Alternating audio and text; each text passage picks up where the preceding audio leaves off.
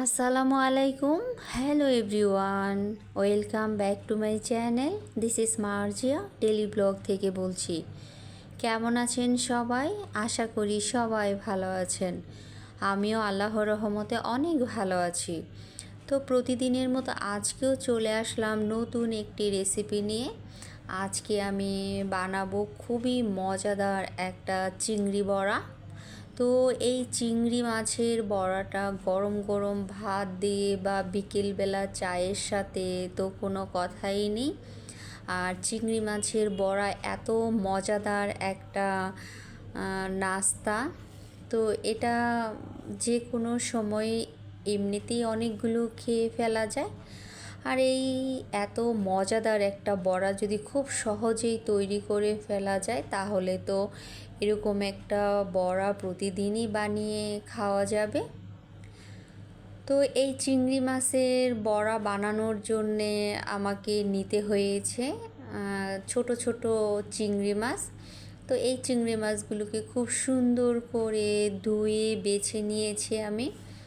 আর তার সাথে নিয়েছি মসুরের ডাল। তো ডালটাকে আমি ভিজিয়ে রেখেছিলাম আধা ঘন্টার জন্য।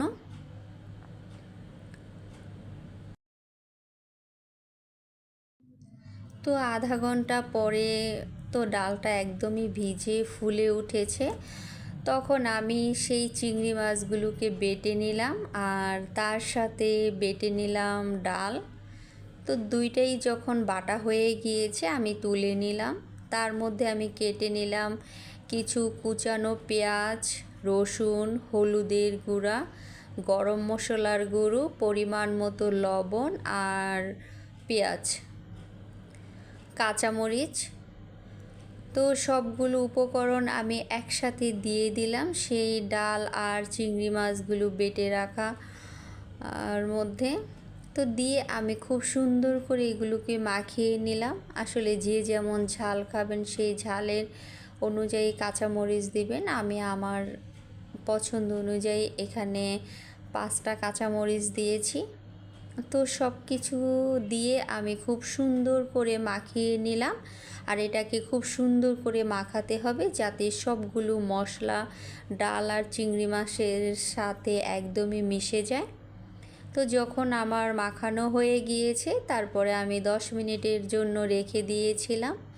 10 মিনিট পর চলে গেলাম রান্নাঘরে। তো আমি কি একটা কড়াই বসিয়ে দিলাম। আর যেহেতু আমি বড়া বানাবো তাই আমি পরিমাণে তেলটা একটু কমই দিয়েছি। দিয়ে আমি সবগুলো বড়া দিয়ে দিলাম কড়ার মধ্যে।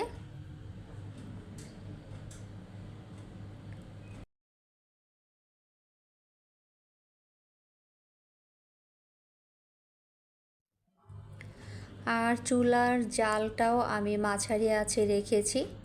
তারপর যখন এক পাশ হয়ে গিয়েছে আমি অপর পাশ উল্টে দিয়েছি। আর এটা মাঝারি আঁচেই করতে হবে, যেহেতু আমি বড়া বানাচ্ছি তাই এটার মধ্যে খুব বেশি তেল দিলে ভালো লাগবে না।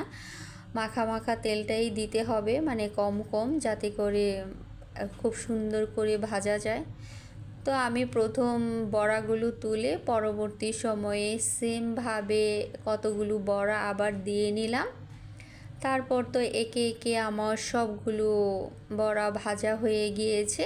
তারপর আমি নামিয়ে নিলাম। নামিয়ে গিয়ে একটু পরিবেশন করে নিলাম। আর আমি যেহেতু এগুলো খালি খাবো তার সাথে আমি কিছু শসা কেটে নিলাম। তো তারপরে তো সাজানো হয়ে গিয়েছে। আর গিয়ে এই তো ফাইনাল লুক। আর এত পরিমাণ মজা হয়েছিল চিংড়ি মাছের বড়াগুলো।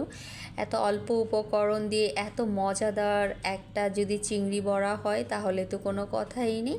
এটা কিন্তু গরম গরম ভাত দিয়েও খেতে ভীষণ মজাদার। চাইলে আপনারাও খুব সহজেই এরকম বানিয়ে ফেলতে পারেন। তো আশা করি